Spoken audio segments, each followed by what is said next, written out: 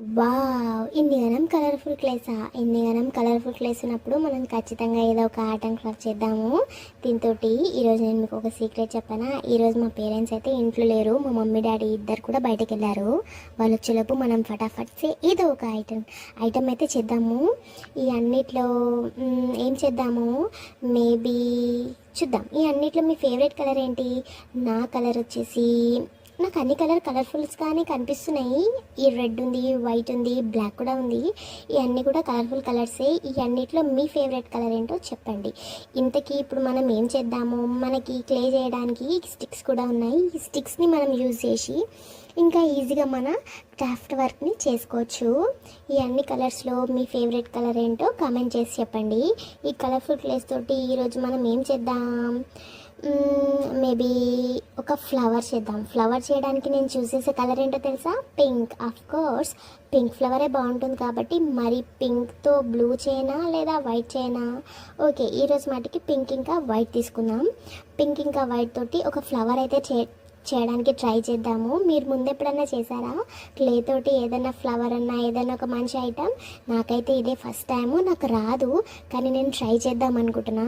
ఎందుకంటే నాకు చాలా ఇంట్రెస్ట్ ఉంది. ఈ క్లేని చూస్తుంటే చేయాలనిపిస్తుంది. ఈ క్లే మాత్రం చాలా సాఫ్ట్గా ఉంది.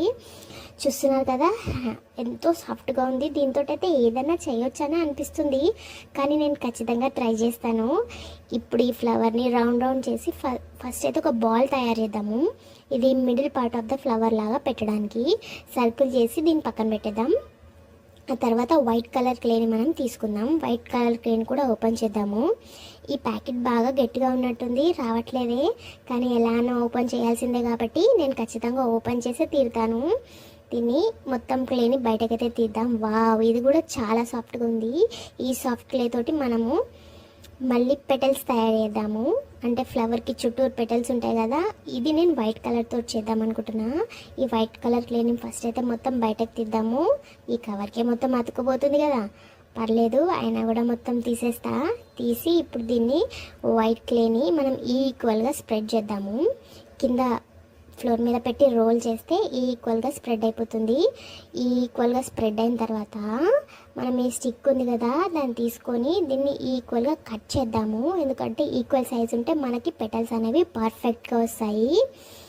ఎస్, ఇలా కట్ చేయండి. ఫస్ట్ ఒకటి, అదే సైజులో నెక్స్ట్ వన్ కూడా. థర్డ్ వన్ కొంచెం పెద్దగా అయినట్టుంది, పర్లేదు, ఇంకా చిన్నగా చేద్దాము. సేమ్ ఇలానే అన్నీ కట్ చేసుకుందాము, సేమ్ సైజు వచ్చేలాగా. కట్ చేసిన తర్వాత దీన్ని మనం సర్కిల్గా ఇప్పుడు దాకా హ్యాండ్తో ఎలా నేనైతే ప్రెస్ చేశానో మీరు అలానే ప్రెస్ చేయండి. మీరు కూడా ట్రై చేసి చూడండి, వస్తుందేమో. ఈ బాల్స్ని చేసుకొని ఫస్ట్ పక్కన పెట్టేద్దాము. ఈ మిడిల్ పార్ట్కి పింక్ కలర్ ఉంది కదా, ఇది మిడిల్. ఈ పెటల్స్ ఏమో మనం చుట్టూ పెడదాము సర్కిల్ లాగా ఫామ్ చేయడానికి. ఫస్ట్ అయితే సర్కిల్స్ వేసి పక్కన పెట్టుకుందాం. ఎస్, ఇలానే అన్ని సర్కిల్స్ చేయండి. మీరు ఎప్పుడైనా చేశారా ఏదన్నా? నాకు ఇది ఫస్ట్ టైం కాబట్టి కొంచెం నర్వస్గానే ఉంది, కానీ నేను ఇంకా మంచి ఐటమ్స్ చేద్దాం అనుకుంటున్నాను, నేర్చుకొని. మరి మీరు కూడా చేసుంటే కమెంట్ చేయండి. ఇలానే అన్ని సర్కిల్స్ అయిన తర్వాత దీన్ని తీసి ఫ్లవర్కి అయితే మనం అతుకబెడదాము. అలానే సర్కిల్ చేయండి. యా, పర్ఫెక్ట్, ఇలా అయిపోతుంది కదా. దీన్ని తీసి యా, సరిపోనట్టుంది, చూడడానికి పర్ఫెక్ట్గానే ఉంది. కొంచెం మనం దీన్ని దూరం లాగేస్తే సరిపోతుంది. నా చేతిలో ఇంకో సర్కిల్ కూడా ఉంది కదా, పెటల్ లాగా యూజ్ చేయడానికి, దాన్ని కూడా పెడితే పర్ఫెక్ట్గా స్పేస్ అయిపోయింది. యా, ఫ్లవర్ అయితే బాగానే వచ్చింది నేను అనుకున్న దానికంటే.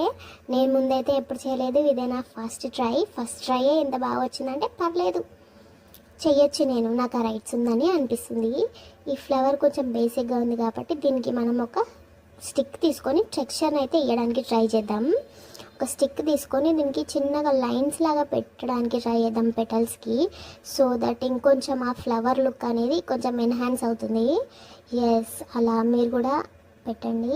ఎస్, అన్ని పెటల్స్కి అలా టూ లైన్స్ పెడితే కొంచెము ఫ్లవర్ లాగా ఆ టెక్స్చర్ అనేది ఫ్లవర్ లాగా మనకి కనిపిస్తుంది.